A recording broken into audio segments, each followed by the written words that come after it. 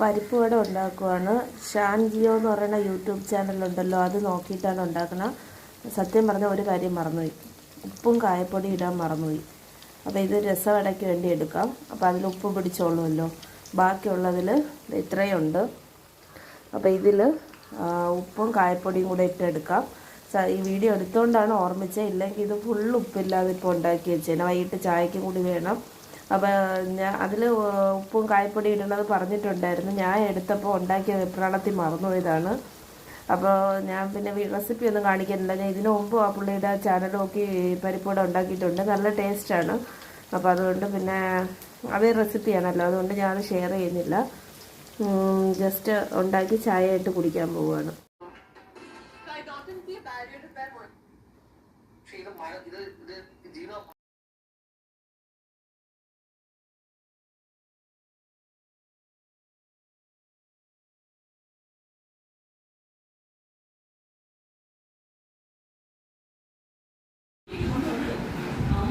അത്ര അങ്ങ് പെർഫെക്റ്റ് ആയിട്ടില്ല, എന്നാലും ഒരുവിധം ഓക്കെ ആണെന്നാണ് എൻ്റെ വിശ്വാസം.